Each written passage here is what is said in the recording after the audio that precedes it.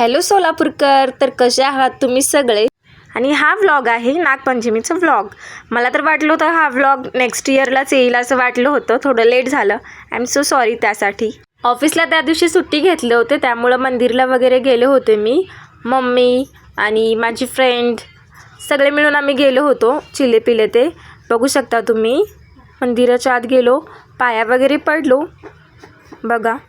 आणि नागपंचमी दिवशी एक सकाळच गडबड झाली होती. आणि ती काय गडबड झाली होती चला तर मग मी सांगते. चला, मी नागपंचमीसाठी एक ड्रेस घेतले होते आणि ते सापडतच नव्हते, त्यामुळे ही कुर्ती घातली होती पिंक कलरची. तर माझ्यासोबत असंच होतं आहे बघा, नवीन कपडे घेते आणि मला कधी घालायचं असतं त्या दिवशी मला सापडतच नाहीत ते कपडे.